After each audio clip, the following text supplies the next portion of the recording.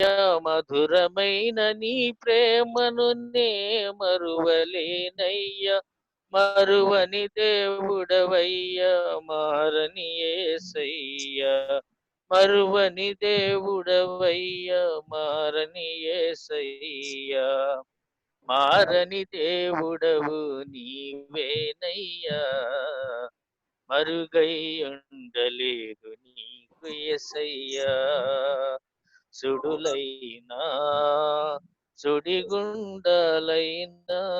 వ్యధలైనా వ్యాధి బాధలైనా మరుగై ఉండలేదు నీకు యేసయ్యా, మరుగై ఉండలేదు నీకు యేసయ్యా, మారని దేవుడవు నీవేనయ్యా, మరుగై ఉండలేదు నీకు యేసయ్యా, నా జీవిత యాత్రలో మలుపులెన్నో తిరిగిన నిత్య జీవ గమ్యానికి నన్ను నడిపించితివే, నా జీవిత యాత్రలో మలుపులెన్నో తిరిగిన నిత్య జీవ గమ్యానికి నన్ను నడిపించితివే, నిలిచియుందునయ్యా, నిజ దేవుడవనుచు నిలిచియుందునయ్యా, నిజ దేవుడవనుచు నన్ను చూచినవయ్యా, నన్ను కాచినవయ్యా, నన్ను చూచినవయ్యా, నన్ను కాచినవయ్యా, మారని దేవుడవు నీవేనయ్యా, మరుగై ఉండలేదు నీకు యేసయ్యా, సుడులైనా సుడిగుండాలైనా వ్యధలైనా వ్యాధి బాధలైనా మరుగై ఉండలేదు నీకు యేసయ్యా, మరుగై ఉండలేదు నీకు యేసయ్యా,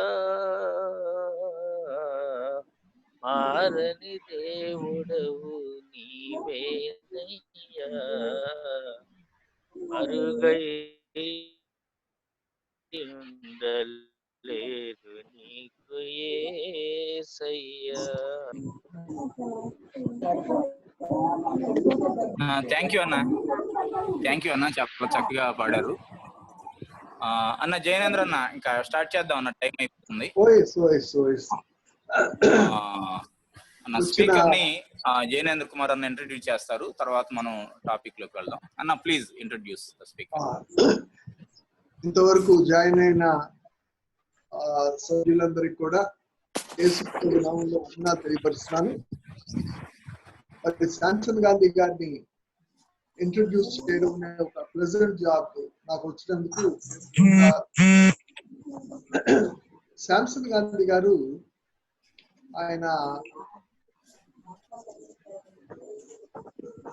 ఆయన గురించి చెప్పాలి.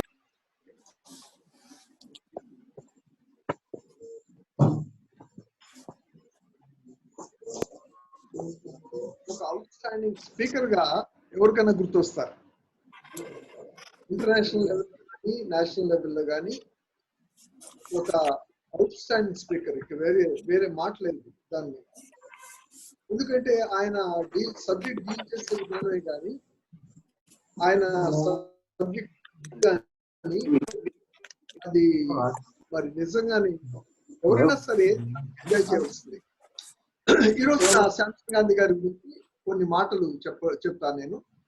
ఆయన తన యొక్క కెరీర్ స్టార్టింగ్ ఆయన గవర్నమెంట్ జాబ్ లో మార్కెటింగ్ సైడ్ ఒక మంచి పోస్ట్ లో ఉండి 10 సంవత్సరాలు సర్వ్ చేసిన తర్వాత దేవుని పిలుపు మేరకు ఆయన మరి ఫుల్ టైమ్ మినిస్ట్రీకి వచ్చేసారు. ఆయన హగై ఇన్స్టిట్యూట్ లో, అంటే హగై ఇన్స్టిట్యూట్ మనందరికి తెలుసు, దానిలో ఫైనాన్స్ అండ్ అడ్మినిస్ట్రేషన్ ఆఫీసర్ గా ఉన్నారు ఆయన. ఆ తర్వాత కొంతకాలం అక్కడ వర్క్ చేసిన తర్వాత దేవుని పిలుపు మేరకు పర్సన్ టు పర్సన్ అనే ఒక ఆర్గనైజేషన్ ని ఆయన స్టార్ట్ చేయడానికి దేవుడు కృప ఇచ్చాడు. 1997లో ఈ ఆర్గనైజేషన్ ని ఆరంభించి ఆయన కొనసాగిస్తా ఉన్నారు. ముఖ్యంగా ఈ యొక్క పర్సన్ టు పర్సన్ ఆర్గనైజేషన్ ఎవరైతే ఇబ్బందుల్లో ఉన్నారో, ఎవరైతే కౌన్సిలింగ్ అవసరమో వాళ్ళకి ఉచితంగా వాళ్ళ యొక్క ఆర్గనైజేషన్ లో కౌన్సిలింగ్ ఇవ్వడం అనేది చాలా చాలా ప్రత్యేకమైన విషయం. నిజం చెప్పాలంటే బ్రహ్మాండమైన బిజినెస్ అది విదేశాల్లో. అటువంటిది ఉచితంగా వాళ్ళకి సాయం చేసి వాళ్ళని ఆ యొక్క స్ట్రెస్ నుండి, వాళ్ళ యొక్క ప్రాబ్లమ్స్ నుండి బయటపెట్టడమే మరి దేవుడు అది శాంసన్ గాంధీ గారికి తెచ్చిన ముఖ్య ఉద్దేశం. ఆ రకంగా ఆయన చేస్తా, నేను ఇంతకుముందు చెప్పాను హైలీ టాలెంటెడ్ మ్యాన్ అని. ఆయన సయాక్స్ అనే ఒక మరి ఈ బిబ్లికల్ థియలాజికల్ కాలేజ్, చాలా ఫేమస్ కాలేజ్ బెంగళూరులో, దాంట్లో ఫ్యాకల్టీగా ఉంటున్నారు. అదేవిధంగా IPCNS కేరళలో ఉంది, అక్కడ కూడా ఆయన ఫ్యాకల్టీగా ఉంటా ఉన్నారు. ఆ తర్వాత కొన్ని బుక్స్ ఆయన రచించడం జరిగింది. దాంట్లో కౌన్సిలింగ్ వితౌట్ అఫెన్స్ అనే బుక్ లాంటి బుక్ కొన్నిటికి కో ఆథర్ గా కూడా ఉన్నారు. ఆ తర్వాత ఈయన ఇంటర్నేషనల్ లెవెల్లో ఆయన తీసుకుంటున్న సబ్జెక్ట్స్ లో ముఖ్యమైన సబ్జెక్ట్స్ లీడర్షిప్, కౌన్సిలింగ్. తర్వాత వాళ్ళ కుటుంబం గురించి కూడా ఒక మాట చెప్పి మరి దీన్ని ముగించాలి. మరి శాంసన్ గాంధీ గారి మిసెస్ క్రిస్టైన్, ఆవిడ సహోదరుడికి మరి దేవుడిచ్చిన చాలా చక్కటి సాటి అయిన సహకారి. ఆవిడ ఎడ్యుకేషనల్ గా చాలా హై లెవెల్లో చదివిన, ప్రిన్సిపల్ గా జాబ్ చేసిన ఆవిడ పర్సన్ టు పర్సన్ లో సర్వ్ చేయడమే కానీ ఎవ్రీడే విత్ జీసస్ అనే ఒక మ్యాగజైన్ రన్ చేయడంలో తను యొక్క సహాయ సహకారాలు అందించి అనేక వేల మంది ఈ యొక్క ఎవ్రీడే విత్ జీసస్ అనే డైలీ డివోషన్ అందుకోవడంలో ఆవిడ ముఖ్య పాత్ర వహిస్తా ఉన్నారు. పిల్లలు విషయానికి వస్తే 2 పిల్లలు, వాళ్ళిద్దరు అమెరికాలో సెటిల్ అయ్యారు. వాళ్ళిద్దరు కూడా మ్యారీడ్. ఆ పాప, ఆ అమ్మాయి తను లెక్చరర్ గా జాబ్ చేస్తా ఉంది. ఈ ఇంట్రడక్షన్ తో మరి శాంసన్ గాంధీ గారు మనకి రావడం అనేది నిజంగా ఎంతో మనకు సంతోషించవలసిన విషయం. నేను శాంసన్ గాంధీ గారిని మొట్టమొదటి ఏమడిగానంటే, సార్ మరి మా ఈజిప్ట్ లో మాట్లాడతారంటే, ఎందుకు మాట్లాడండి అన్నాడు ఆయన. అది మాకు ఎంతో సంతోషం. చాలా చిన్న గ్రూప్ ఇది, అయినప్పటికీ మీరు ఎంతో ప్రేమతో వచ్చి మాకు ఈ కౌన్సిలింగ్ మీద క్లాస్ తీసుకోవడానికి ఇష్టపడిన దాన్ని బట్టి దేవుని వందనాలు. మీకు ఈ యొక్క సెషన్ ని పాస్ ఆన్ చేస్తున్నాం. Thank you very much.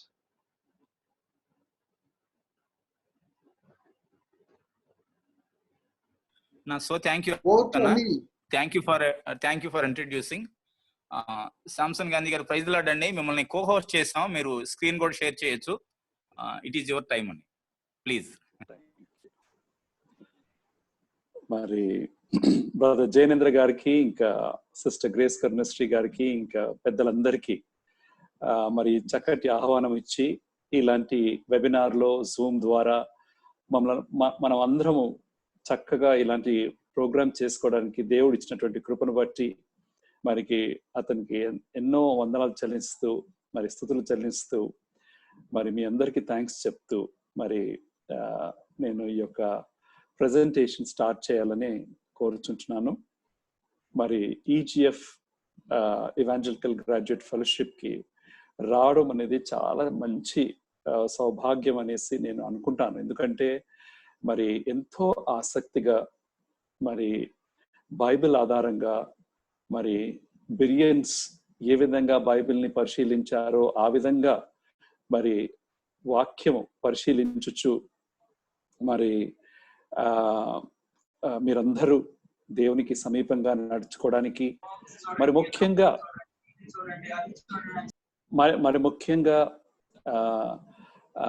మరి ఇవాంజలికల్ EU స్టూడెంట్స్ ని మరి మెంటర్ చేస్తూ ఎంతో క్లిష్టమైన పరిస్థితిలో ఉన్నటువంటి స్టూడెంట్స్ ని దగ్గర తీసుకొని వాళ్ళని మీ గృహంలో మీ పిల్లల్లాగా చూసుకుంటూ ఒక ఓపెన్ హోమ్ మెయింటైన్ చేస్తూ మీరందరూ ఈ గొప్ప పరిచర్య చేస్తున్నందుకు మరి అసలు మై అప్రిసియేషన్ నో లిమిట్స్.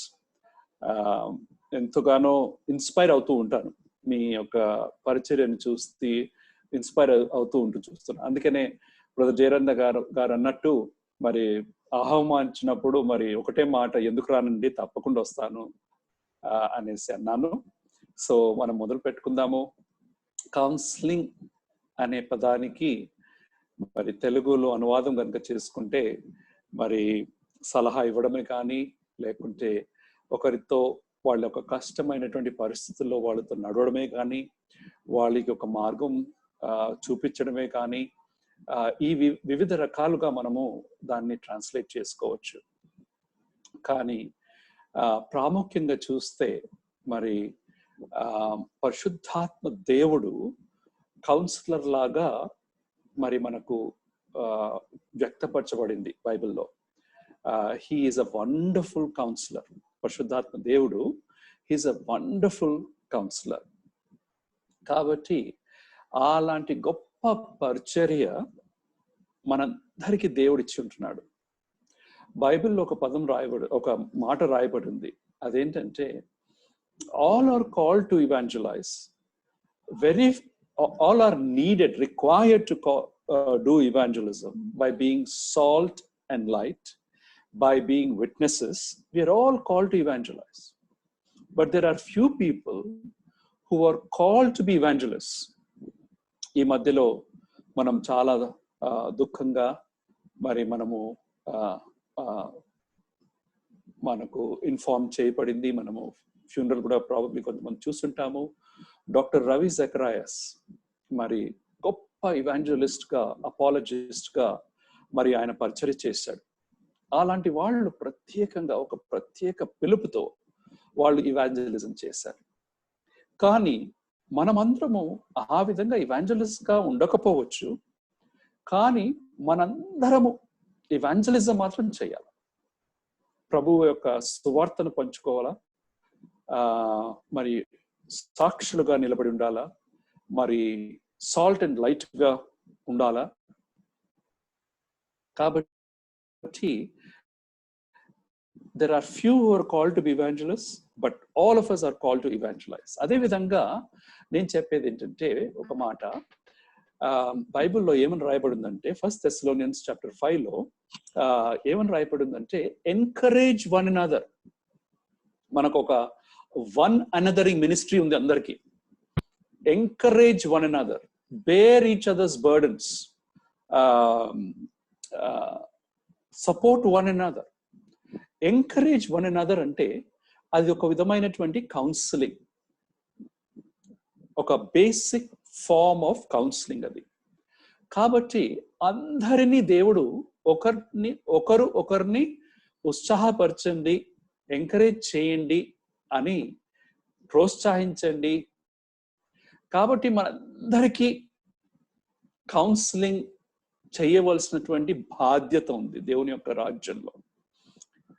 ఇంకా అదే కాకుండా కౌన్సిలింగ్ ద్వారా కూడా ఎంతో మంది దేవుని యొక్క రాజ్యంలో ప్రవేశించడానికి ఆస్కారం ఉంది.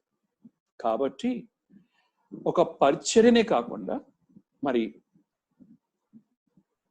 ఎంతో మందిని దేవుని యొక్క రాజ్యంలో ప్రవేశించడానికి కూడా మనము తోడ్పడచ్చు పరిశుద్ధాత్మ దేవునితో.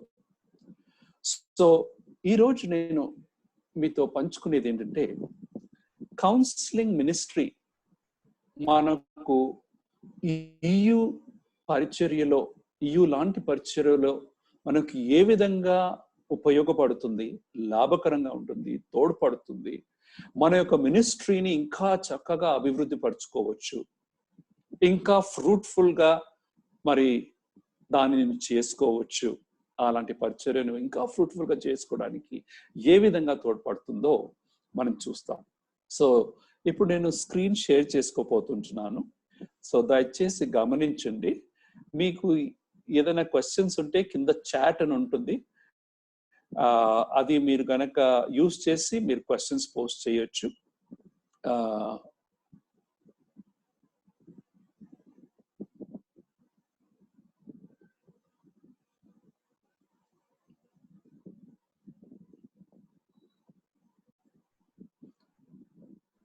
ఓకే, సో మీకు అందరికీ స్లైడ్స్ కనిపిస్తున్నాయి కదండి? ఎవరన్నా ఒక్కరు చెప్తే, బ్రదర్ జైనేంద్ర గారు స్లైడ్స్ కనిపిస్తున్నాయా? కనపడుతున్నాయి. Okay, right. I just wanted confirmation. All right. So ఇప్పుడు మొట్టమొదటిగా ఈ స్లైడ్ లో చూసినట్లయితే మనం దానికి ఒక కాంటెక్స్ట్, సందర్భం ఏర్పరచుకుందాం. EU graduates creating a faith community, the role of counseling. మనం అందరము EUలో కానీ లేకుంటే మన చర్చ్ ద్వారా కానీ మన కమ్యూనిటీలో కానీ మనం ఏం చేస్తున్నాం అంటే ఒక ఫెయిత్ కమ్యూనిటీని బిల్డ్ చేస్తున్నాం. అందరి యొక్క విశ్వాసము యేసు ప్రభువులో పెట్టడానికి, ఆ విశ్వాసములో నడుచుకోవడానికి, మరి యేసుని పోలి ఆ విశ్వాసములో ఎదగడానికి మనము ప్రయాసపడుతుంటున్నాం. మన ద్వారా దేవుడు చేసేటటువంటి కార్యం ఏంటంటే మనందరినీ యేసు ప్రభుని పోలి ఉండడానికి మన దేవుడు మనతో ఈ యొక్క చక్కటి పరిచర్యం చేస్తూ ఉంటున్నాడు. దాంట్లో మన యొక్క పాత్ర ఏంటి? The role of counselling in building a faith community. So దానికి ఒక సందర్భం కనుక ఉంటే, ఈ విధంగా మనకు ఒక కాంటెక్స్ట్ కనుక మనం ఇచ్చుకుంటే మన డిస్కషన్ ఇంకా చాలా లాభకరంగా మరి ఇంట్రెస్టింగ్ గా ఉంటుంది అనేసి నేను నమ్మి ఇలాంటి థీమ్ ని క్రియేట్ చేశాను. కౌన్సిలింగ్ అని ఒక చిన్న పదమే కాకుండా అది ఏ విధంగా మన యొక్క పరిచర్యలో లాభకరంగా ఉంటుందో నేను మీతో పంచుకోవాలని ఆశిస్తూ ఉంటున్నాను. డాక్టర్ లారీ క్రాబ్ ఒక మాట అంటారండి, మన యొక్క క్రైస్తవ విశ్వాసము 3 విధాలుగా, 3 మెట్లలాగా, 3 ప్రోగ్రెసివ్ స్టెప్స్ లాగా మనము అర్థం చేసుకోవచ్చండి. ఫస్ట్ ఏమో జస్టిఫికేషన్. ఎప్పుడైతే ఒక స్టూడెంట్ కానీ ఒక గ్రాడ్యుయేట్ కానీ ప్రభువులో విశ్వసిస్తారో అప్పుడు వాళ్ళ యొక్క పాపాలు క్షమించబడతాయి.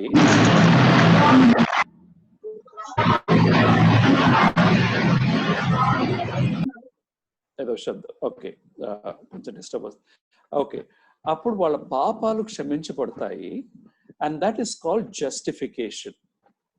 ఒకటేసారి జీవితంలో ఆ యొక్క పాప క్షమాపణ మనకు దొరుకుతుంది కాబట్టి మనము ఆ పాప క్షమాపణ అయినాక మనము రక్షణ పొందుతాం. That is justification. ఇంకా జస్టిఫికేషన్ అయ్యాక ఏమని ఉంటుందంటే, ఇంకా ఏమని మనం అర్థం చేసుకోవాలంటే, ఇంకా మనం పాపము చెయ్యనట్టే మనం లెక్కించబడుతున్నాం దేవుని యొక్క రాజ్యంలో, దేవుని యొక్క దృష్టిలో. పాపము చెయ్యనట్టే మనం లెక్కించబడుతున్నాం. That is justification. అది దేవుడు చేసేటటువంటి కార్యం. మనం కేవలం విశ్వాసము ప్రభు ఎడల వ్యక్తపరచుకుంటాము, కానీ దేవుడు చేసేటటువంటి కార్యం ఏంటంటే జస్టిఫికేషన్. ఇంకా రెండవ ప్రోగ్రెసివ్ స్టెప్ ఏంటంటే సాంక్టిఫికేషన్. మరి ప్రభువులో వచ్చాక ఇంకా మన జీవితంలో జరిగేటటువంటి కార్యం ఏంటంటే సాంక్టిఫికేషన్, పరిశుభ్రపరచబడుట. అండ్ అది ఎలా జరుగుతుందంటే, when we walk in the path of righteousness, దేవుని యొక్క నీతి ఆ మార్గంలో నడిచేటటువంటి జీవితం ఇప్పుడు మనం గతంలో జరిగినటువంటి ఆ అంధకార కార్యాలు, వర్క్స్ ఆఫ్ డార్క్నెస్ వదిలేసి we have moved from darkness in to light. ఆ వెలుగుతో కూడినటువంటి ఆ యొక్క మార్గంలో నడుచుకుంట మన యొక్క జీవితం ఇప్పుడు క్రైస్తవ జీవితం. కాబట్టి మరి చాలా మనము చక్కగా మనం అర్థం చేసుకోవాలా. ఇప్పటి నుంచి మనము ప్రభువుని కలిసే వరకు జరిగేటటువంటి పరిచర్య ఏంటంటే sanctification as we walk in the path of righteousness. ఒక్క మాట చెప్పి మళ్ళీ నేను దీనికి వస్తాను. మూడో స్టెప్ ఏంటంటే గ్లోరిఫికేషన్.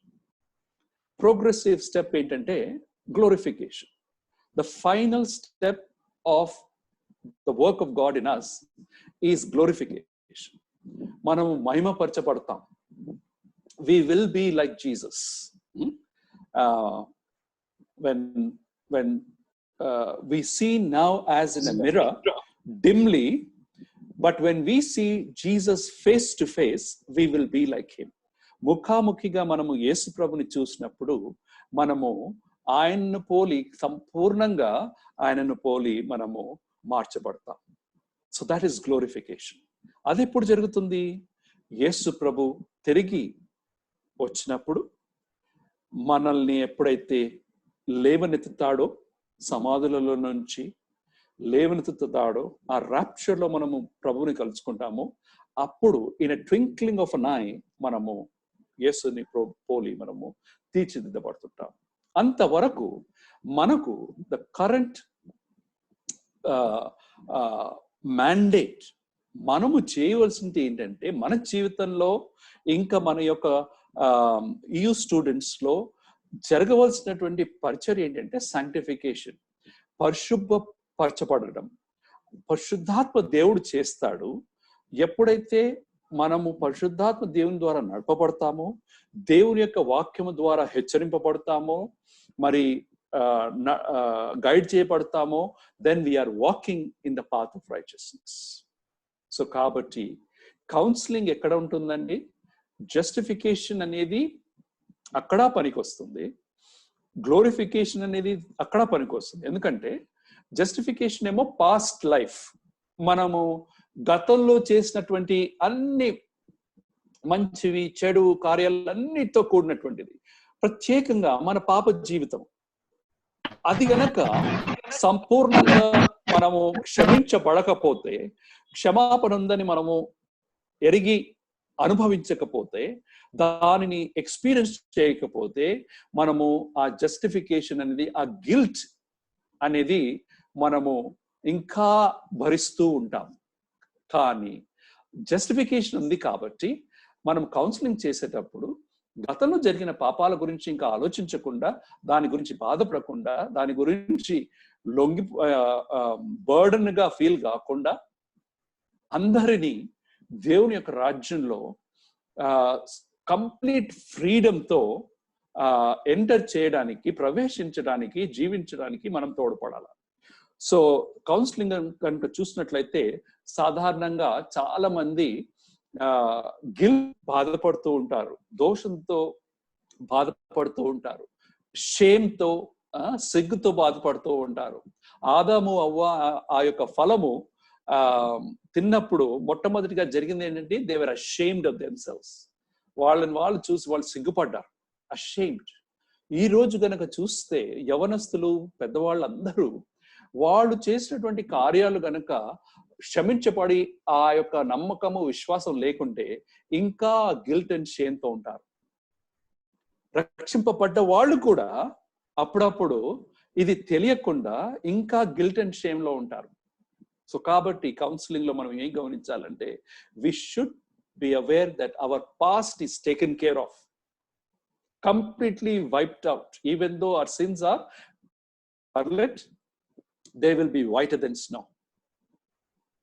సో మన పాపాలన్నీ కడగబడ్డాయి కాబట్టి ఇంకా లైట్ గా, ఫ్రీడమ్తో, స్వేచ్ఛగా దేవుని యొక్క రాజ్యంలో జీవించడానికి దేవుడు మనకు అనుమతి, ఆ యొక్క గొప్ప భాగ్యాన్ని మనకు కలగజేస్తున్నాడు. This is to be conveyed to people in counselling. రెండోది ఏంటంటే గ్లోరిఫికేషన్. ఫ్యూచర్ గురించి కూడా చాలా మంది వరీ చేస్తుంటారు. చనిపోయాక ఏమవుతుంది, ఏం జరుగుతుంది, నేను తిరిగి లేస్తానా లేదా, నేను ఏ విధంగా ఉంటాను, ముసలివాన్ లాగా ఉంటానా, దీనిలాగా ఉంటానా అని ఎన్నో ఉంటాయి. కానీ మనము గమనించాల్సింది ఏంటంటే, దేవుడు మనల్ని ఒక అద్భుత రీతిగా, దివ్యంగా మనల్ని తీర్చిదిద్ది దేవుడు మనల్ని సంపూర్ణంగా యేసు ప్రభువులో మార్చి మనల్ని పరలోక రాజ్యంలో చేర్చుకుంటాడు. So future is taken care of. మనం ఇంకా దాని గురించి వరి చేయనవసరం లేదు. What remains is sanctification. ఇక్కడ మనం జీవించేది, దాంట్లో కూడా మనం కౌన్సిలింగ్ లో తోడ్పడచ్చు. సో చూసినట్లయితే డాక్టర్ లారీ క్రాఫ్ట్ గారు చెప్పిన విధానంగా పాస్ట్ లైఫ్ గురించి మనం కౌన్సిలింగ్ చేయొచ్చు, ఫ్యూచర్ లైఫ్ గురించి మనం కౌన్సిలింగ్ చేయొచ్చు. కానీ ప్రాముఖ్యంగా ఇప్పుడు మనము జీవించేటటువంటి ఈ యొక్క లైఫ్, ఈ యొక్క జీవితాన్ని ఏ విధంగా చక్కగా జయప్రదంగా సంతోషంగా శాంతి సమాధానంతో, మరి కష్టాలు ఉండవు అని కాదు, ఉండకూడదని కాదు, కానీ కష్టాలు వచ్చినప్పటికీ, క్లిష్ట పరిస్థితులు వచ్చినప్పటికీ మనము ఏ విధంగా ఎదుర్కొని మరి దేవుణ్ణి మహిమపరచొచ్చు, సంతోషంగా ఉండొచ్చు, శాంతిపూర్వకంగా ఉండొచ్చు, విశ్వాసంలో నడుచుకోవచ్చు అనే దాని గురించి మనము కౌన్సిలింగ్ లో ఒకరితో తోడ్పడచ్చు. ఎప్పుడైతే మనము అనుభవిస్తామో వేరే వాళ్ళతో తోడ్పడడానికి చాలా సులభంగా ఉంటుంది. సో దీస్ 3 పాయింట్స్ మనం గుర్తుపెట్టుకుందాము. ఇప్పుడు ఒక graduate who is a leader, ఏంటండి, లీడర్ ఈజ్ అ పర్సన్ కదా. So counsellor is a person. So మీరు ఒక వ్యక్తిగా ఉన్నప్పుడు, ఒక కౌన్సిలర్ లాగా ఉన్నప్పుడు, ఒక graduate counsellor, graduate leader counsellor గా ఉన్నప్పుడు మీరు ఏం చేస్తారంటే, యు ఇన్ఫ్లుయెన్స్ పీపుల్. మీ యొక్క జీవితం ద్వారా, మీ యొక్క వాక్ ద్వారా మీరు ఇతరులను, ముఖ్యంగా స్టూడెంట్స్ ని ప్రభావిస్తారు కదండి. నాకు తెలుగు కొంచెం కష్టంగా ఉంటుంది. You influence people. వాళ్ళ మీద చక్కటి ప్రభావము కలిగిస్తారు. So you influence people to accomplish a purpose. Accomplish అంటే సాధించడం. ఏంటండి ఆ పర్పస్? పోలి మనము మన యొక్క విశ్వాసంలో ఎదగడానికి. సో ఈ ఇన్ఫ్లుయెన్స్ అనేది మనం కౌన్సిలింగ్ ద్వారా కూడా చేయొచ్చు, బైబిల్ స్టడీ ద్వారా చేయొచ్చు, ఇంకా క్యాంప్స్ ద్వారా చేయొచ్చు, విట్నెసింగ్ ద్వారా చేయొచ్చు. ఇంకొక విధానం ఏంటంటే కౌన్సిలింగ్ ద్వారా కూడా మనం చేయొచ్చు. సో మీకు ఒక కాంటెక్స్ట్ ఇస్తుంటున్నాను. Then let us look at counselling now. Biblical counselling for transforming lives. ఇక్కడ కనుక చూసినట్లయితే మీరు ట్రాన్స్ఫర్మేషన్ ఎప్పుడు వస్తుందండి? దేవుని యొక్క వాక్యం ద్వారా మనము ఇతరులను ఇన్ఫ్లుయెన్స్ చేసినప్పుడు, మన జీవితం ద్వారా ఇన్ఫ్లుయెన్స్ చేసినప్పుడు దర్ ఇస్ ట్రాన్స్ఫర్మేషన్. కానీ బైబిల్లో ఏమని రాసింది? రోమీలకు రాసినటువంటి పత్రిక 12వ అధ్యాయము 2వ వచనంలో, do not be conformed to this world but be transformed by the renewing of your mind. అక్కడ మనం చూసినట్లయితే transformation is necessary, it is important. దేవుడు ఆత్మీయంగా, స్పిరిచువల్ గా ఒక గొప్ప అద్భుత కార్యాన్ని చేస్తాడు. అదేంటంటే మనం ఎప్పుడైతే యేసు ప్రభులో విశ్వాసము వ్యక్తపరుస్తామో, అతని ప్రభువుగా మరి రక్షకునిగా అంగీకరిస్తామో, అక్కడ ఒక మెరకల్ జరుగుతుందండి. అక్కడ ఒక అద్భుత కార్యం జరుగుతుంది. From being dead, we become alive. We have moved from death to life. అదొక మెరకల్, ఫస్ట్ రిజరక్షన్. ఆ ట్రాన్స్ఫర్మేషన్ ఆన్గోయింగ్, జీవిత కాలమంతా ఈ ట్రాన్స్ఫర్మేషన్ జరుగుతూ ఉండాలి. కొరింథీయులకు రాసినటువంటి 2వ పత్రికలో 3వ అధ్యాయము 18వ వచనంలో చక్కగా రాయబడింది.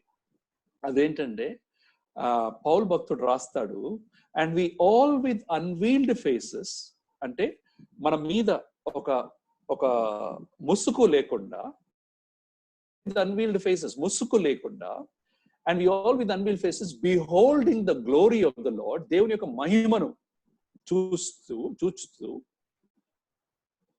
we are transformed from one degree of glory to another. ఒక మహిమ లెవెల్ నుంచి we are transformed into one glory to another, for this comes from the Lord who is a spirit.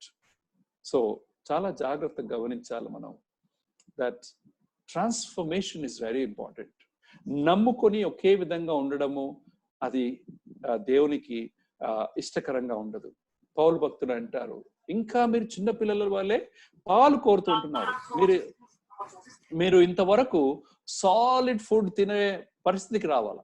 కాబట్టి మన స్టూడెంట్స్ కి మిల్క్ నుంచి solid food కి ఎలా తీసుకెళ్లాలా, మనం ఏ విధంగా కౌన్సిలింగ్ చేయాలా, ఏ విధంగా మరి పాత నేచర్, సిన్ఫుల్ నేచర్ దానిని డిస్ప్లేస్ చేసి మనము నూతన నేచర్, స్వభావం, క్రైస్తవ స్వభావం, యాటిట్యూడ్ ని ఏళ్ళగా డెవలప్ చేయాలా చూద్దాం. యేసు ప్రభు తన యొక్క శిష్యులతో కౌన్సిలింగ్ చేస్తూ ఉన్నాడండి.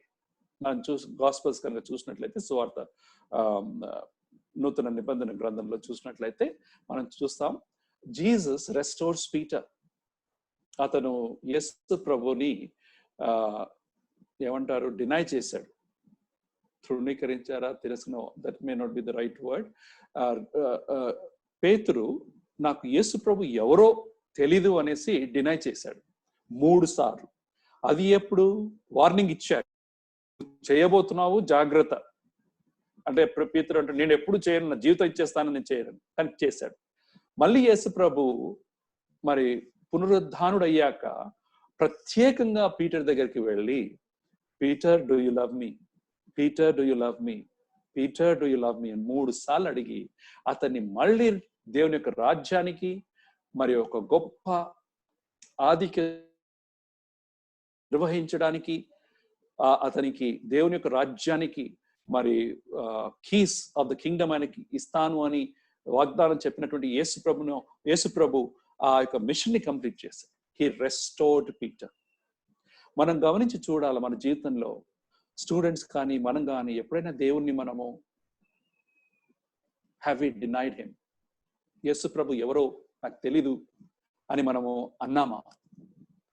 యేసు ప్రభు ఎవరో నాకు తెలీదు అనకపోయినా చాలా మటుకు మనం క్రైస్తవులమని చెప్పుకోవడానికి మనం సిగ్గుపడుతూ ఉంటాం, వెనకపోతూ ఉంటాం, మా పేర్లు మార్చుకుంటాం. ఇవి కొంచెం మనం జాగ్రత్తగా గమనించాలా. దెర్ ఆర్ సెన్సిటివ్ ఇష్యూస్, నాకు తెలుసు.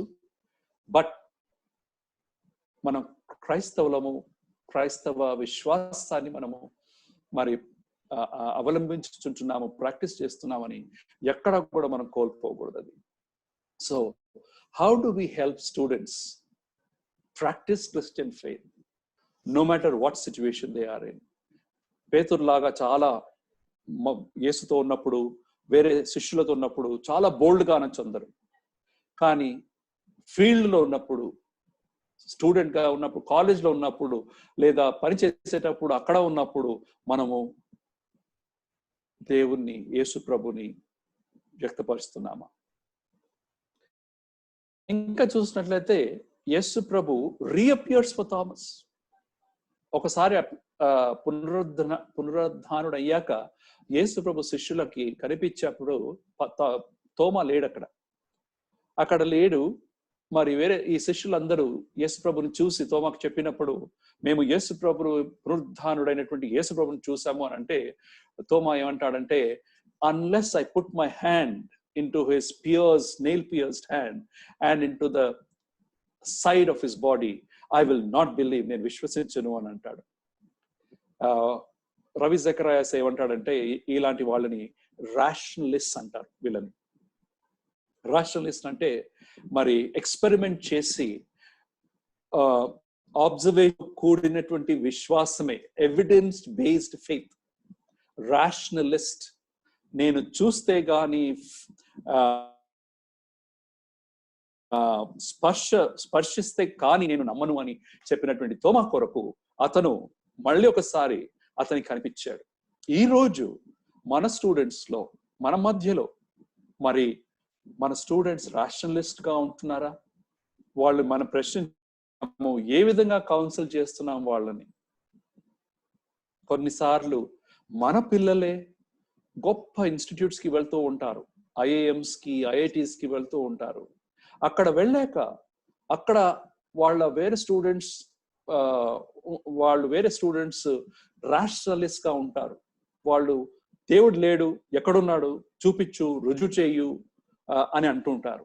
మన పిల్లలు ఏ విధంగా అలాంటి సిచ్యువేషన్స్ లో ఆ సిచ్యువేషన్స్ ని ఎదుర్కొంటున్నారు, ఏ విధంగా వాళ్ళు విశ్వాసము వ్యక్తపరుచుకుంటున్నారు అనే దాంట్లో మనము ఏ విధంగా తోడ్పడి వాళ్ళని కౌన్సిలింగ్ చేయొచ్చో అది కూడా మనము గమనించాల.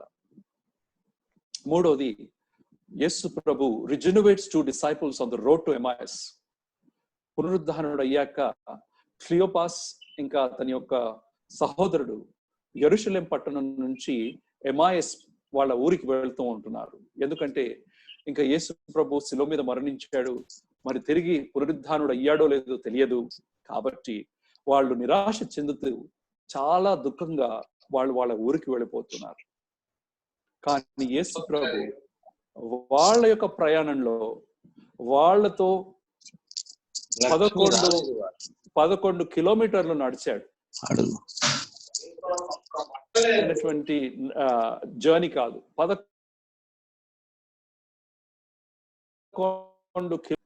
కౌన్సిలింగ్ అయ్యాక ఏం జరిగిందండి? అక్కడ వాళ్ళు యేసు ప్రభుని చూడగలిగారు. కానీ ఇక్కడ ఒకటి గమనించాలి మనం, అదేంటంటే యేసు ప్రభు వాళ్ళు ఎవరో తెలుసు, వాళ్ళు మాత్రం యేసు ప్రభు ఎవరో అని గమనించలేకపోయారు.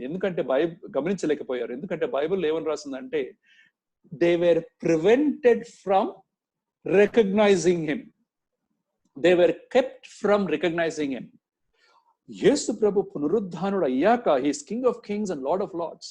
ఆయనకు టైం వేస్ట్ చేయడానికి అవసరం లేదు.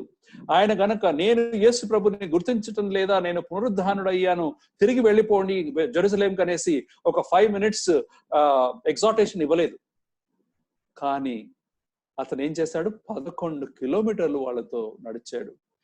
ఏంటి, ఎందుకు మీరు ఈ విధంగా దుఃఖంగా ఉన్నారు, ఏం జరిగింది అని ఆ విధంగా ర్యాపో బిల్డ్ చేస్తూ వాళ్ళని ఎంగేజ్ చేసి వాళ్లకు మోషే రాసినటువంటి ధర్మశాస్త్రాన్ని సంపూర్ణంగా విశదంగా చాలా క్లియర్ గా ఎక్స్ప్లెయిన్ చేసి విశ్వాసంలో నడిపించాడు. ఆఖరికి ఏ విధంగా వాళ్ళని విశ్వాసంలో నడిపాడు? రొట్టె విరిచినప్పుడు అప్పుడు వాళ్ళు గుర్తిస్తాడు, అప్పుడు వాళ్ళ కన్నులను విప్పబడ్డాయి, అప్పుడు వాళ్ళు గుర్తించాడు, యేసు ప్రభుని చూశారు. అదే విధంగా మనం కూడా మన జీవితం ఒక రొట్టెలాగా విరిచినప్పుడు జనాలు, ప్రాముఖ్యంగా మన స్టూడెంట్స్ యేసు ప్రభుని గుర్తించినప్పుడు అప్పుడు వాళ్ళు విశ్వాసంలో బలపడి వాళ్ళ యొక్క యెరూషలేంకు వెళ్ళి మరి విశ్వాసంలో బలపడి వాళ్ళ యొక్క యెరూషలేంకు వెళ్ళి పరిచర్య చేయడానికి ఆస్కారంగా ఉంది. సో కౌన్సిలింగ్ అనేది ఈ విధంగా గొప్పగా తోడ్పడుతుంది. ఆఖరికి ఏంటండి, యేసు ప్రభు జేమ్స్ అండ్ జాన్ ని రెబ్యూక్ కూడా చేస్తాడు. ఆయన వాళ్ళిద్దరిని మందలిస్తాడు. He is rebuking, checking. వాళ్ళకు పవర్ వస్తుంది అని గుర్తించినప్పుడు ఏం జరుగుతుందండి? అక్కడ వాళ్ళు ఆ పవర్ ని అబ్యూస్ చేయడానికి సిద్ధపడుతున్నారు. Shall we pray and bring lightning on these people, lightning and thunder. ఇంకేమని అడిగారండి?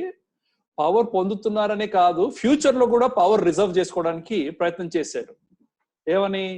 మీరు యేసు ప్రభు, మీరు మీ రాజ్యంలో వచ్చినప్పుడు మమ్మల్ని రైట్ హ్యాండ్ గా ఒకరిని, లెఫ్ట్ హ్యాండ్ గా ఒకరిని పెట్టుకోండి అనేసి వాళ్ళ అమ్మ ఇన్ఫ్లుయెన్స్ వాడుతూ చాలా చక్కగా లోకపరంగా, లోకరీతిగా వాళ్ళ యొక్క రిజర్వేషన్, అడ్వాన్స్ రిజర్వేషన్ చేసుకుంటున్నారు, పవర్ రిజర్వేషన్. ఇక్కడ మనం చాలా జాగ్రత్త గమనించాల్సింది ఏంటంటే దేవుని యొక్క రాజ్యంలో పవర్ గనక మనకి ఇవ్వబడితే గనక మనం ఏ విధంగా వాడుతున్నాము, ఏ విధంగా సంతోషిస్తుంటున్నాము, ఏ విధంగా దానిని ప్రయోగిస్తున్నాము. అక్కడ దేవుడు యేసు ప్రభు వాళ్ళ మరి చాలా కఠినంగా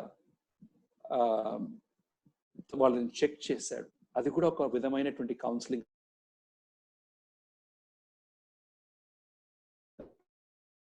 అప్పుడప్పుడు ఈ పవర్ అనేది మనకు ఎప్పుడైతే వస్తుందో మనం చాలా జాగ్రత్తగా దానిని వాడుకోవాలి. కేవలము పరిచర్యకే మాత్రం కానీ ఒకరి మీద పవర్ ఎక్సర్సైజ్ చేయడానికి ఇవ్వలేదు మనకు. When we receive power, we should empower others. When we receive power, we are actually robbing people of power. ఇప్పుడు మనం కరోనా వైరస్లో ఉంటున్నామని ఒక ఉదాహరణ ఇస్తాను. చాలా చాలా బాధకరంగా ఉంటుంది. మనం ఇప్పుడు కనుక మీరు గమనించినట్టు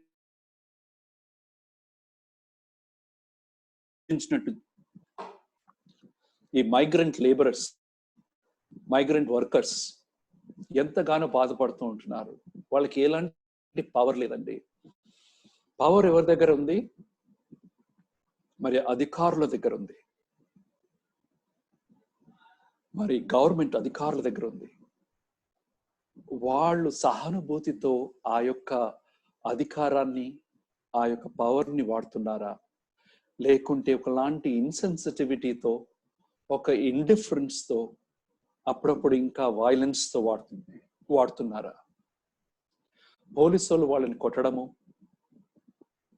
వాళ్లకు చక్కటి భోజనం ఇవ్వకపోవడము, మరి వాళ్ళని ఒక డిగ్నిఫైడ్గా ట్రీట్ చేయకపోవడము, అది పవర్ మంచిగా వాడడం కాదండి. ఇప్పుడు మన యొక్క పరిచర్యలో మనము ఏ విధంగా మన పవర్ని వాడుకుంటున్నాము? ఒక గ్రాడ్యుయేట్ లాగా చాలా పవర్ ఉంది మీకు, సీనియర్ గ్రాడ్యుయేట్ లాగా స్టూడెంట్స్ మీద. వాళ్ళు ఒక వల్నరబుల్ పొజిషన్లో ఉంటున్నారు. మనం ఏ విధంగా వాడుకుంటున్నాం దాన్ని? దేవుడిచ్చినటువంటి ఆత్మీయ బలముని, ఆత్మీయ బలాన్ని, లేదా మరి ఫైనాన్షియల్ ప్రివిలేజ్ని, చక్కటి జాబ్స్లో ఉంటున్నాం, ఫైనాన్షియల్ ప్రివిలేజ్ని, మరి మనకున్నటువంటి ఆ యొక్క ఇన్ఫ్లుయెన్స్ని ఏ విధంగా వాడుకుంటున్నాం మనము గమనించాలా. మనం స్టూడెంట్స్ కనుక ఏ విధంగా ఒక తప్పటి మార్గంలో వాడుతున్నారంటే అక్కడ కౌన్సిలింగ్ చేయవలసినటువంటి బాధ్యత మనకు ఉంటుంది. So Jesus counsels with disciples in several ways. మనం ఈ విధంగా చూసినట్లయితే ఎన్నో చోట్ల యేసు ప్రభు శిష్యులను ఈ విధంగా కౌన్సిలింగ్ చేశాడు. మనకు దగ్గరగా ఉన్నటువంటి వాళ్ళని, దేవుని యొక్క మార్గంలో నడిచేటువంటి వాళ్ళని, వాళ్ళతో కూడా మనం కౌన్సిలింగ్ చేయవలసినటువంటి అవసరం ఉంది. ఇప్పుడు మనం ఇక్కడ నుంచి యేసు ప్రభు శిష్యులుగా లేనటువంటి వాళ్ళతో ఏ విధంగా కౌన్సిలింగ్ చేశాడు, ఏ విధంగా ఇవాంజలిజంలో తోడ్పడింది, ఏ విధంగా మన పరిచర్యలో కౌన్సిలింగ్ మనం కూడా ఆ విధంగా కౌన్సిలింగ్ ని మనం ఉపయోగించవచ్చో అది చూసుకుందాం. Alright? So Jesus as a counselor, he counseled with Nicodemus. యోహాను సువార్త 3వ అధ్యాయము 1వ వచనం నుంచి ఉంది. అది మనం మళ్ళీ కొద్ది నిమిషాల్లో మనం చూద్దాం. ఒక సమరి స్త్రీతో కూడా యేసు ప్రభు మనం చూస్తూ ఉంటున్నాము. యోహాను సువార్త 4వ అధ్యాయంలో యేసు ప్రభు సమరయ స్త్రీతో కూడా కౌన్సిలింగ్ చేశాడండి. విత్ జకియస్ ట్యాక్స్ కలెక్టర్, ఆయనతో కూడా కౌన్సిలింగ్ జరిగిందా అది కూడా మనం పరిశీలించి చూద్దాం.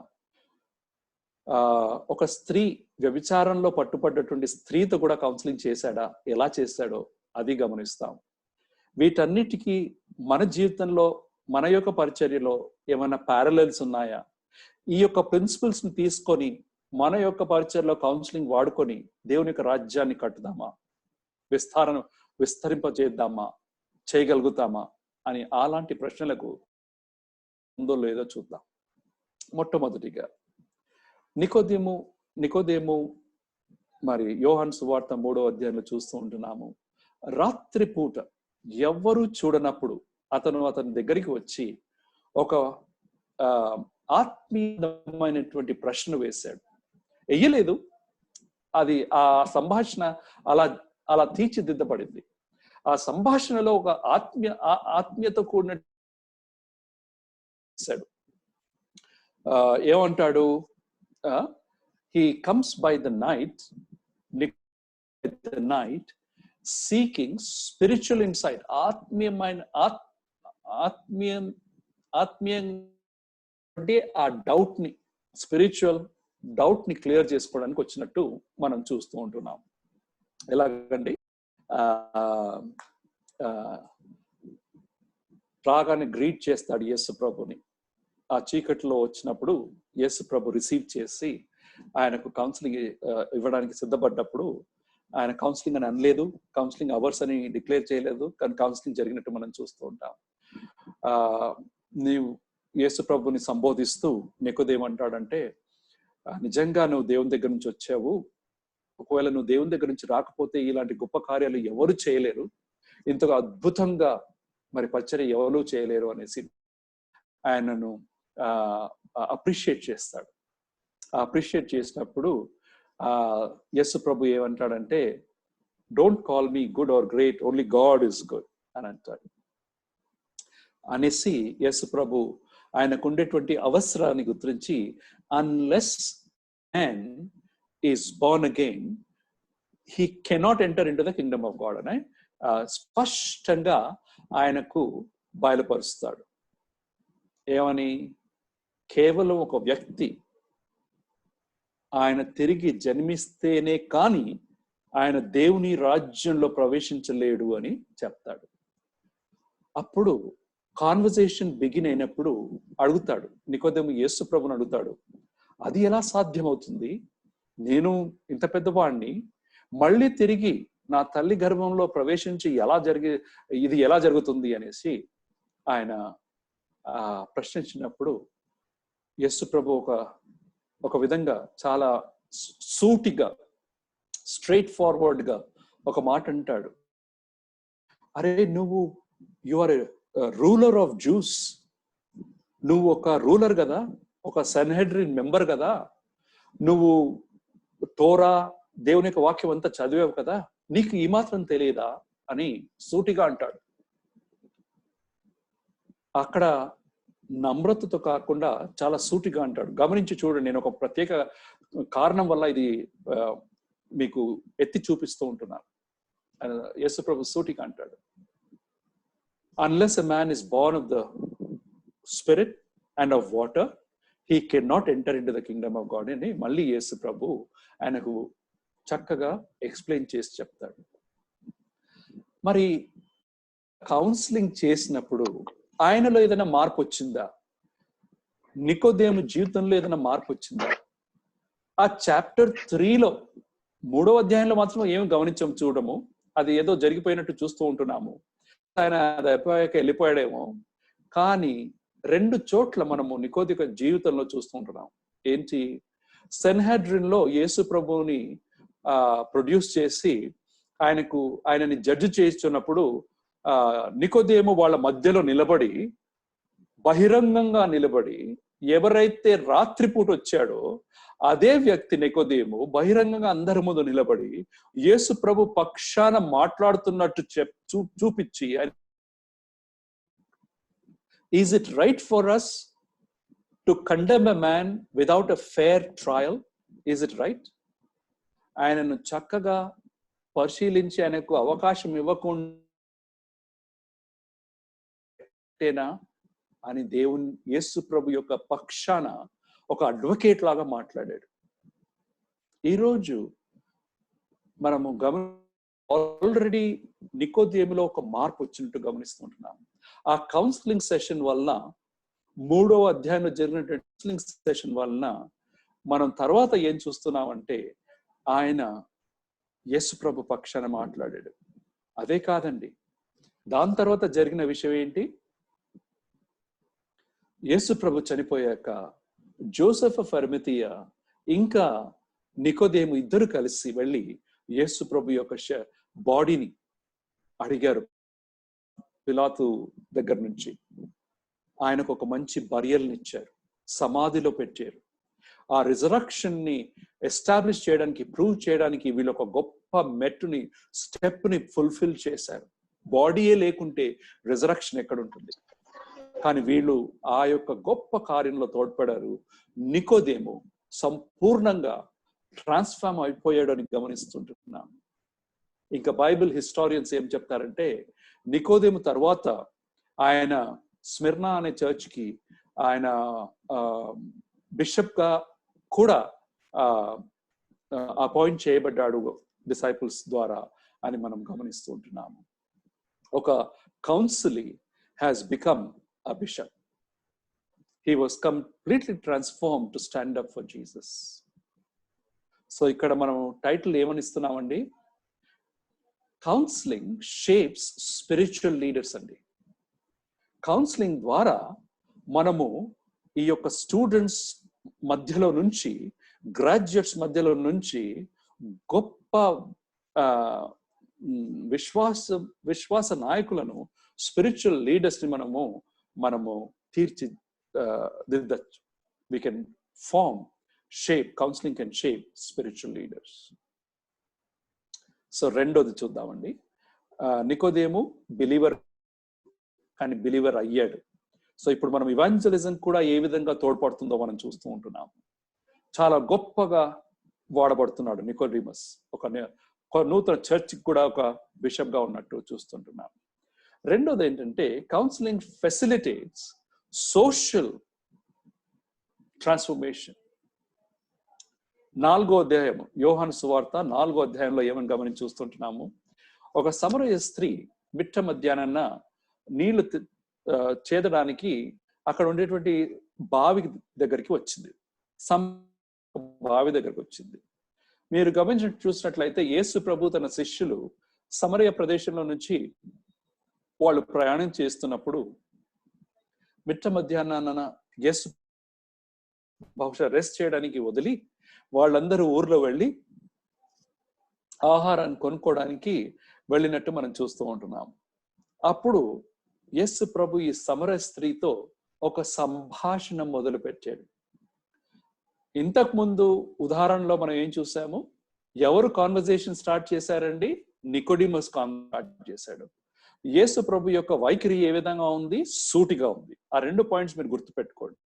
ఇక్కడ మనం ఏం చేస్తున్నామంటే సమరయ స్త్రీ చాలా వింతగా 12 గంటల మిట్ట మధ్యాహ్న 12 గంటలకు వచ్చి ఉంటున్నది. ఇక్కడ మనం ఏం చూస్తున్నామంటే స్త్రీలు సాధారణంగా 12 గంటలకు రారట. ఉదయాన్న లేదా సాయంకాలం చల్లబడ్డాక నీళ్లు చేదుకోవడానికి వస్తారట. ఎందుకు వచ్చింది ఆ సమయంలో అంటే అందరూ ఏమంటారంటే వేరే స్త్రీలను అవాయిడ్ చేయడానికి వచ్చింది. వేరే స్త్రీలందరూ ఆమె జీవితం గురించి ఆమెను పలు విధాలుగా పొడిచినటువంటి మాటలతో బాధ పెడతారనేసి ఆ బాధను తట్టుకోలేక ఎవరూ లేని 12 గంటలకు వచ్చి ఉంటున్నది. అక్కడ యేసు ప్రభు ఆమెతో ఒక సంభాషణ ప్రారంభిస్తారు. ఏమ్మా, నాకు కొంచెం మంచినీళ్ళు ఇస్తావా?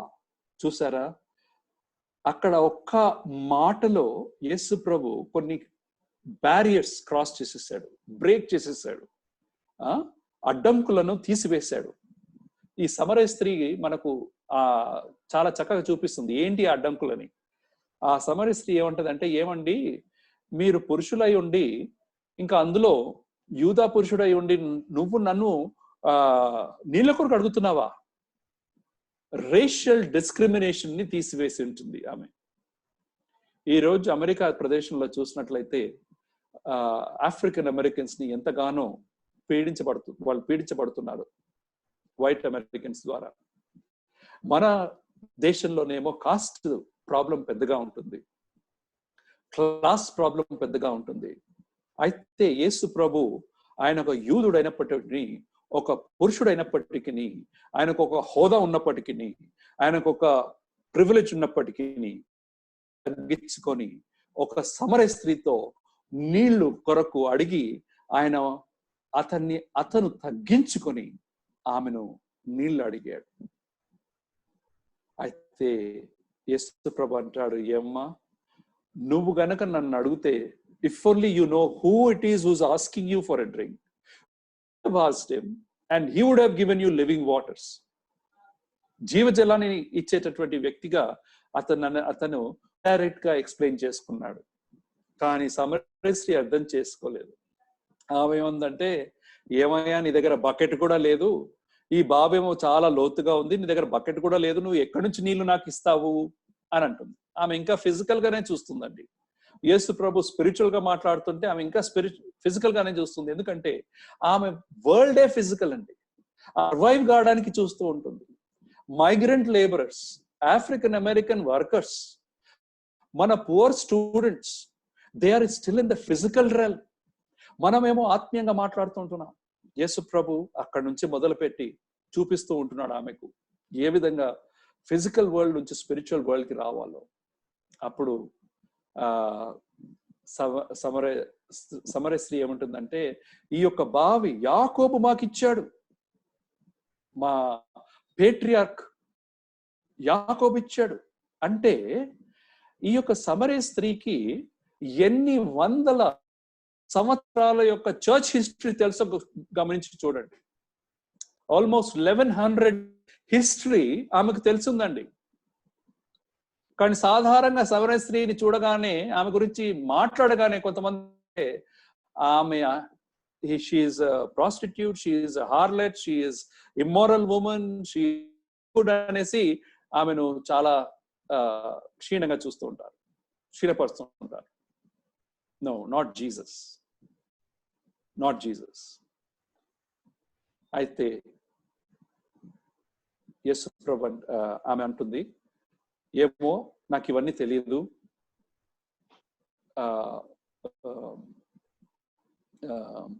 మీరేమో యెరూషలేము మందిరంలో మేము దేవుణ్ణి కేవలం అక్కడే మేము దేవుణ్ణి ఆరాధించాలని అంటుంటారు, మా వాళ్ళేమో ఈ కొరాజ్ మౌంట్ ఇక్కడ ఉండేటువంటి ఆ కొండ మీద వర్షిప్ చేయాలని అంటూ ఉంటారు.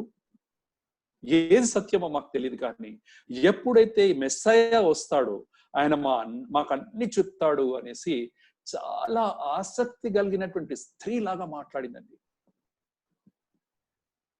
లేదండి, పాపంలో ఉన్నప్పటికీ దేవుని దగ్గర నుంచి చాలా మంది దేవుని కొరకు వేచి ఉంటున్నారనేసి మనం గమనించాలి. ఇక్కడ సమరయ స్త్రీ ఒక గొప్ప ఉదాహరణ దానికి. She was a rejected women. And మనము ఆ లాంగ్ స్టోరీ షార్ట్ చేస్తాము. యేసు ప్రభు అంటాడు, అమ్మా నీ భర్తను పిలుచుకొనిరా, ఈ జీవజలం కావాలంటే కనుక మీ భర్తను పిలుచుకొనిరా అంటే, అప్పుడు ఆమె అంటది, నాకు భర్త లేడు అని సగము సత్యము చెప్తుందండి. అయితే యేసు ప్రభు ఏమంటాడేమా, నువ్వు చెప్పింది కరెక్టే, సత్యమే, you have spoken correctly, you have spoken the truth that you have no husband, but the truth is, అంటే the whole truth is, the real truth is, you have had 5 husbands and the man with whom you are now living is not your husband అనేసి నెమ్మదిగా చెప్పి మళ్ళీ ఆమెను శబాష్ అంటాడు. ఏమని, in that you have spoken correctly, that you have no husband, you have spoken the truth. Principle లాగా ఆయన వాడతాడు దాన్ని.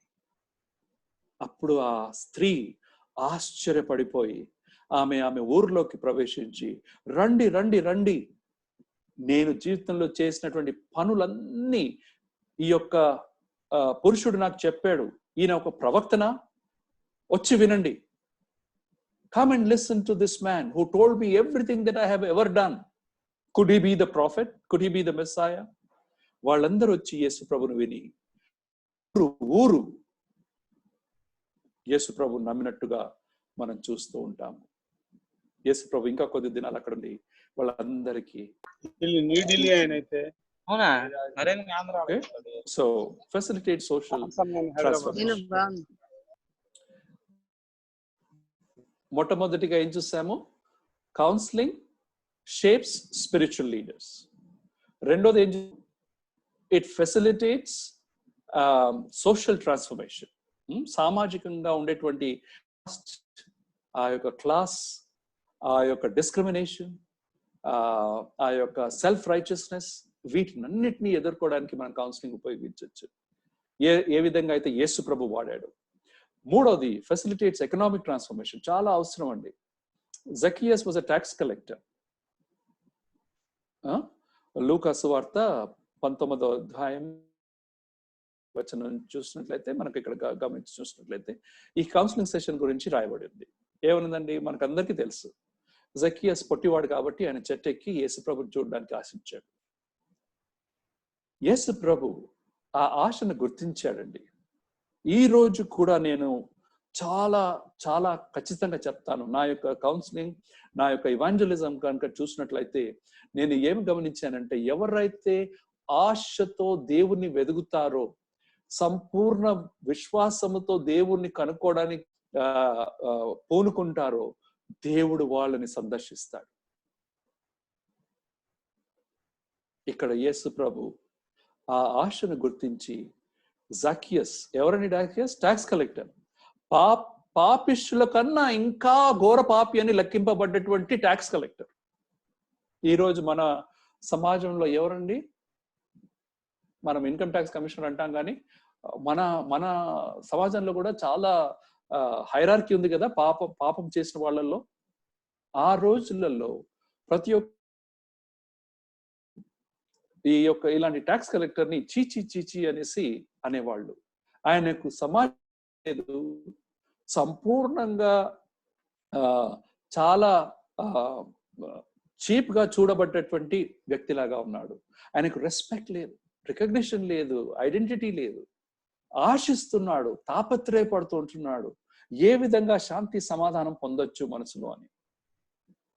అప్పుడు యేసు అలాంటి ఆశను గుర్తించి ఏమంటాడు? జక్కీయస్, కిందికి రా, ఈ రోజు నేను మీ గృహానికి వస్తాను, నీతో భోజనం చేయడానికి నేను ఆశిస్తుంటున్నాను అనేసి ఆయన అలాంటి గృహంలో వెళ్ళాడు.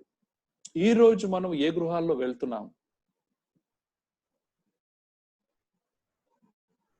పాపంలో ఉండిండొచ్చు, కానీ ఆశతో కూడినటువంటి వాళ్ళ గృహానికి వెళ్తున్నామా? లేదా అన్ని చక్కగా ఉన్నాయి, చాలా, లేదా హోదాలు ఉన్నటువంటి వాళ్ళ ఇంటికి, వాళ్ళ యొక్క హాస్పిటాలిటీ పొందడానికి, వాళ్ళతో ఉండి వాళ్ళ ద్వారా వచ్చేటటువంటి గుర్తింపు కొరకు మనకు అలాంటి వాళ్ళతో మనము స్నేహం సంబంధం పెంచుకోవడానికి ఆశిస్తుంటున్నామా? గమనించాలా. కౌన్సిలింగ్ అంటే మనము నీడ్ ఉన్న వాళ్ళతో మనం ఐడెంటిఫై చేసుకొని ఆ ఆత్మీయ అవసరం తీర్చేటటువంటి వ్యక్తుల్లాగా ఉండాలి మనం. ఆయన చాలా సీక్రెట్ గా ఎవరికి తెలియకుండా చెట్టెక్కి యేసు ప్రభు ఆయనను బహిరంగంగా పబ్లిక్ గా ఆయనను యాక్సెప్ట్ చేసి ఆయన గృహానికి ఇన్వైట్ చేసినప్పుడు అప్పుడే యాక్సెప్ట్. ఆయన నేను ఎవరికైనా చీట్ చేస్తే ఆయనకు వాళ్ళకి 4 times నేను నాకు ఉండేటువంటి ఆస్తిలో సగము బీదవాళ్ళకి ఇస్తాను. అప్పుడు కాదండి యేసు ప్రభు యాక్సెప్ట్ చేసింది. ఆయనను కిందకి పిలిచి, చెట్టు మీద నుంచి కిందకి పిలిచి, నేను మీ గృహంలో వచ్చి నేను భోజనం చేస్తాను అన్నప్పుడు యూదా సమాజంలో ఒక గొప్ప యాక్సెప్టెన్స్. ఏదండి? ఎప్పుడైతే మనము ఒకరితో భోజనం చేస్తామో, యూదులు అందరితో భోజనం చేయరు, కేవలం యొక్క యూదులతోనే వాళ్ళు భోజనం చేస్తారు. ఇంకా వేరే వాళ్ళతో భోజనం చేస్తే గనక వాళ్ళు అన్క్లీన్ అయినట్టు గమనిస్తూ ఉంటారు. అక్కడే యేసు ప్రభు ఆయనను యాక్సెప్ట్ చేశాడు. ఒక వ్యక్తిగా, ఒక దేవుణ్ణి ఆశిస్తున్నటువంటి వ్యక్తిగా, దేవుణ్ణి ఆశిస్తున్నటువంటి వ్యక్తిగా యాక్సెప్ట్ చేసినప్పుడు ఆయన జీవితంలో రక్షణ ఏర్పడింది. ఆయన రెసిప్రొకేట్ ఏ విధంగా? ఆయనకున్నటువంటి ఆస్తిలో సగానికి సగము నేను బీద వాళ్ళకి ఇచ్చేస్తాను, ఎవరినైనా నేను మోసగిస్తే గనక వాళ్ళకి 4 రెట్లు, అప్పుడు రక్షణ వచ్చిందని యేసు ప్రభు అందరితో వ్యక్తపరిచాడు. మనం ఏమో అన్ని కార్యాలు అయ్యాక అప్పుడు మనం డిక్లేర్ చేస్తాం, ఆహా he is fit to be in a committee or fit to be accepted, fit to be in the church. కానీ యేసు ప్రభు ఆయన కౌన్సిలింగ్ ఆ విధంగా లేదండి. యాక్సెప్టెన్స్ ఎవరికి అవసరము? రిజెక్ట్ చేయబడ్డారు, డిస్క్రిమినేట్ చేయబడ్డారు, క్షీణింపబడ్డారు, వాళ్ళకి యాక్సెప్టెన్స్ అండి. అది చేసినప్పుడు ఒక గొప్ప ఎకనామిక్ జరిగింది అక్కడ. ఇప్పుడు నాక్సలైట్స్ కనుక చూసినట్లయితే వాళ్ళ కార్యం ఏంటండి? అట్లీస్ట్ ఒరిజినల్ గా ఏ విధంగా వాళ్ళు చేసేవాళ్ళు, వాళ్ళ కార్యాలు గొప్ప దోచుకొని బీద వాళ్ళకి ఇచ్చేవారు. కానీ యేసు ప్రభు ప్రేమపూర్వకంగా దేవుని యొక్క రాజ్యంలో ప్రేమతో ఏం జరిగింది? గొప్పగా వాళ్ళ దగ్గర ఉన్నటువంటి ఆ యొక్క ఆస్తి బీద వాళ్ళ మధ్యలో పంచబడింది కేవలము ప్రేమ ద్వారా. అక్కడ కౌన్సిలింగ్ కూడా జరిగిందో లేదో కానీ కేవలము యాక్ట్ ద్వారా చాలా గొప్ప మార్పు జరిగింది. దేవుని యొక్క రాజ్యము ఏర్పడింది. అక్కడ ఎకనామిక్ ట్రాన్స్ఫర్మేషన్ కూడా జరిగింది. నాలుగోదండి, కౌన్సిలింగ్ ఫెసిలిటేట్స్. ఒక మాట చెప్తాను ఈ స్లైడ్ మీద. కొందరు ఏమంటారంటే ఒక వ్యక్తి బాయ్ దాన్ ఇన్ మ్యాన్హాటన్ అంట, న్యూయార్క్ లో, అమెరికాలో. అంటే ఏంటి? దేవుని యొక్క రాజ్యానికి కావాల్సినటువంటి డబ్బు, దేవుని యొక్క రాజ్య ప్రకారము అందరికీ కావాల్సిన డబ్బు మన భారతదేశంలో కావాల్సినటువంటి డబ్బు భారతదేశంలో ఉంది. మనం కనుక దేవుని యొక్క రాజ్య విస్తారణ చేస్తే కనుక, కౌన్సిలింగ్ ద్వారా కూడా మనము ప్రయాసపడితే కనుక ఇలాంటి మార్పు రావడానికి ఎంతగానో ఆస్కారం ఉంది. ఫెసిలిటేటివ్ రిడెంప్టివ్ జస్టిస్ అండ్ సేవ్ చేసేటటువంటి, రక్షింపబడేటువంటి జస్టిస్ సాధారణంగా ఎవరైనా తప్పు చేస్తే వాళ్ళని పనిష్ చేయడం సరే, ఈ లోకపరంగా కోర్ట్స్ ఆ విధంగా చేస్తాయి. కానీ ఆత్మీయంగా మనం ఎప్పుడు గురించి ఆలోచిస్తుంటామో, దేవుని యొక్క రాజ్యంలో జస్టిస్, న్యాయం గురించి ఆలోచిస్తూ ఉంటామో, కూడినటువంటి న్యాయాన్ని మనము గుర్తించాల. అది సాధించడానికి ప్రయాసపడాలా. ఈ women caught in the act of adultery, వ్యభిచారంలో పట్టుబడ్డటువంటి స్త్రీ ఆ యొక్క ఎగ్జాంపుల్ చూస్తే, ఆమెను పరిసయ్యులు తీసుకొచ్చి మోషే ధర్మశాస్త్ర ప్రకారము ఈమెను రాళ్లతో కొట్టి చంపడానికి మోషే యొక్క ఆజ్ఞ, the law of Moses dictates it అని అన్నారు. అప్పుడు యేసు ప్రభు తప్పు చేయలేదు, మొట్టమొదటి రాయమన్నాడు. ఆమె కేసు తీసుకొని ఫైట్ చేసి ఆమెను రక్షించాడు. వృద్ధాపంలో ఉన్న వాళ్ళ నుంచి యవనస్తుల వరకు అందరూ వాళ్ళ యొక్క ఏమంటారు, కాన్షియన్స్, వాళ్ళ యొక్క కాన్షియన్స్ అంటే మీకు కాన్షియన్స్, మనస్సాక్షి, థ్యాంక్ యూ. మనస్సాక్షి వాళ్ళను ఖండించినప్పుడు వాళ్ళు అక్కడి నుంచి వెళ్ళిపోయారు. వాళ్ళు గుర్తించేసి ఆమెను రాయి అక్కడి నుంచి వెళ్ళిపోయారు. అప్పుడు యేసు ప్రభు ఒక మాట అంటాడు, ఏమ్మా ఎవరు వేయలేదా? ఇక్కడ ఒక్క మాట మీరు కొంచెం నాకు టైం ఇస్తే కనుక ఎక్స్ప్లెయిన్ చేస్తాను. యేసు ప్రభు గ్రౌండ్ లెవెల్లో ఉన్నాడండి. ఈ స్త్రీ బహుశా ఏమో అక్కడ ఎందుకు గ్రౌండ్ లెవెల్లో ఉన్నాడంటే, అక్కడ వంగి యేసు ప్రభు భూమి మనం చదువుతూ ఉంటున్నాం. ఆయన లోవర్ లెవెల్లో ఉన్నాడు, స్త్రీ కొంచెం నిలబడింది కాబట్టి హైయర్ లెవెల్లో ఉంది. అప్పుడు యేసు ప్రభు తన కన్నులెత్తి చూసి, అంతవరకు చూడలేదండి యేసు ప్రభు, ఆమెను సిగ్గుపరచలేదు, ఆమెకు ఒక మంచి సేఫ్ స్పేస్. ఆమె ఎంబారెస్మెంట్ తో కృంగిపోతున్నప్పుడు ఆమె పట్ల కూడా చూడలేదు, ఆయన సిగ్గుపరచలేదు, కించపరచలేదు. ఆమెకు కావాల్సినటువంటి సంపూర్ణమైనటువంటి రెస్పెక్ట్ ని ఇచ్చాడు, డిగ్నిటీని ఇచ్చాడు. ఆమె పాపంలో ఉన్నప్పటికీ డిగ్నిటీని, ఆమెను ఆ పరిసయ్యుల దగ్గర నుంచి రక్షించాక డిగ్నిటీ ఇచ్చాడు. అప్పుడు ఆ డిగ్నిటీ ఇచ్చాక, వాళ్ళ దగ్గర నుంచి రక్షించాక, ఆయన కన్నులెత్తి చూసి, ఏం రాయి వేయలేదా? నేను కూడా అయ్యాను. ఆయన నేను క్షమిస్తున్నాను అని క్షమాపణ అనే వర్డ్ కూడా వాడకుండా, ఆమెను ఆ విధంగా కూడా మనసు నొచ్చనివ్వకుండా క్షమించేసి, ఇక మీదట పాపం చేయకు అని కౌన్సిలింగ్ చేశాడు. సాధారణంగా కౌన్సిలింగ్ హెచ్చరిక, అడ్వైస్ అని అంటుంటామండి. లేదండి, అది లాస్ట్ స్టెప్ అండి. దానికన్నా ముందు కావాల్సింది ఒకరిని ఏ విధంగా ఉన్నారో ఆ విధంగా యాక్సెప్ట్ చేయడం, వాళ్ళకి వ్యక్తపరచడం, వాళ్ళని డిగ్నిటీతో మరి వాళ్ళని ట్రీట్ చేయడం, వాళ్ళని ఏ విధంగా మనసు నొచ్చకుండా, ప్రత్యేకంగా పాపంలో ఉన్న వాళ్ళని వాళ్ళు ఏ ప్రేమను పొందగలుగుతారో చూపించడం. అప్పుడు వాళ్ళు దేవుని రకం తప్పనిసరిగా ప్రవేశిస్తారు. So this woman caught in adultery, produced before, defended by Jesus to restore. నేను అనేది ఏంటంటే ఈరోజు ఎవరన్నా పాపంలో ఉన్నప్పుడు, ఎవరన్నా తప్పు చేస్తున్నప్పుడు వాళ్ళని ఖండిస్తామా? వాళ్ళని మనము దేవుని యొక్క ప్రేమ ద్వారా వాళ్ళని ఆదుకుంటామా? ఆదుకున్నప్పుడు ప్రేమను చూపించి దేవుని యొక్క రాజ్యంలో నడిపిస్తామా?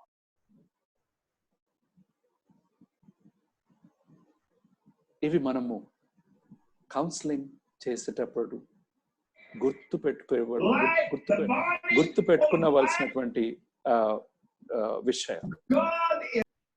సో ఆగి నేను ఇక్కడ ముగిసించి, ఇంకా ఉంది కానీ ఇక్కడ ముగిసించేసి, I would like to discuss, receive your comments, receive your questions, and anything that you want to say, receive your comments.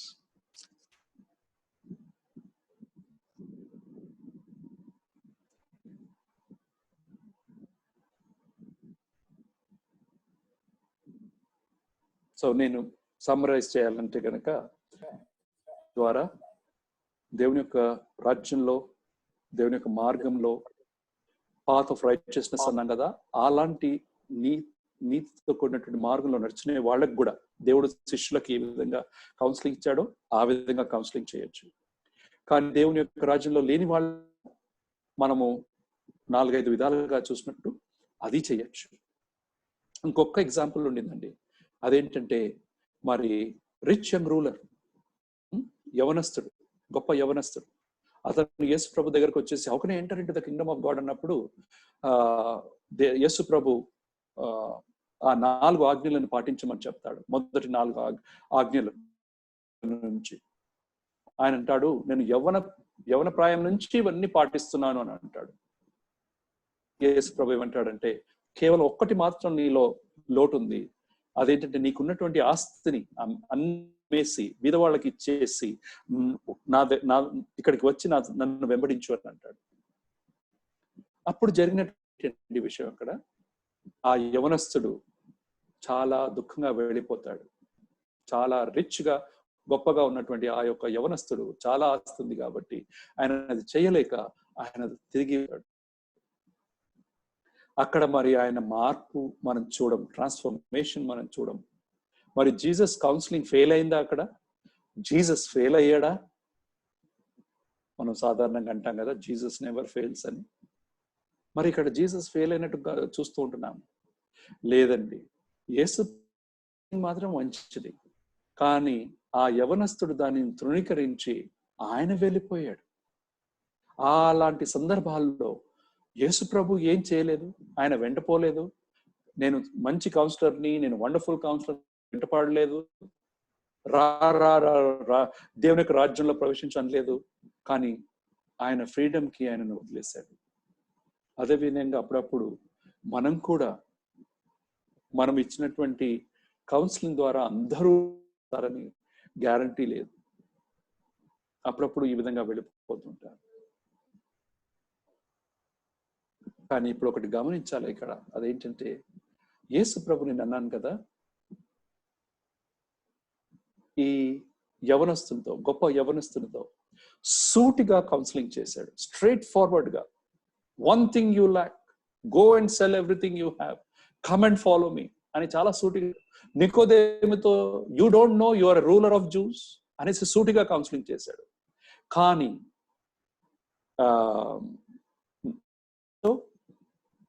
సమరయ స్త్రీతో మరి వ్యభిచారంలో పట్టుబడేటువంటి అసలు సూటితనమే లేదండి. చాలా నెమ్మదిగా, సునాయనంగా, చాలికేట్గా, పేషెన్స్ తో, నాన్ జడ్జ్మెంటల్ యాటిట్యూడ్ తో చాలా నెమ్మదిగా కౌన్సిలింగ్ చేశారు. సో ఈ 2 ప్యాటర్న్స్ మనం చూసినట్లయితే మనల్ని మనం పరిశీలించుకోవాలా. గ్రాడ్యుయేట్ లీడర్స్ గా మన కౌన్సిలింగ్ ఏ విధంగా ఉంది? మనము ఎవరైతే గొప్పగా ఉంటారో, అధికారంలో ఉంటారో చాలా నెమ్మదిగా కౌన్సిలింగ్ చేస్తాము. కానీ వేరే వాళ్ళు ఎవరైతే పాపంలో, మరి సోషలాజికల్ ప్రాబ్లమ్స్ లో దాంట్లో ప్రయాసపడుతుంటున్నారో, వాళ్ళని మాత్రం ఖండిస్తాం. We have to reverse our style of counselling. Yesu ప్రభు చేసినటువంటి మనల్ని మనం కరెక్ట్ చేసుకో.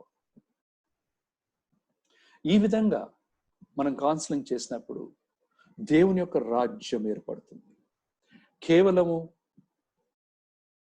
దేవుని యొక్క రాజ్యంలో ప్రవేశించడమే కాకుండా దేవుని యొక్క రాజ్యంలో నిర్మింపబడతారు, తీర్చిదిద్దబడతారు. సో మన జీవితంలో, మన పరిచర్యలో ఈ కౌన్సిలింగ్ 2 విధాలుగా చేస్తే ఉంటుందా లేదా అని మీరు గనక ఇప్పుడు కొన్ని కామెంట్స్ కానీ కొన్ని షేర్ ప్రశ్నలు ఏమైనా ఉంటే అడిగిన I be happy to respond అండి, స్పందిస్తాను నేను. ప్రశ్నలకు సమయం అండి. ఎవరైనా అడగాలనుకుంటే అన్మ్యూట్ చేసుకుని అడగొచ్చు.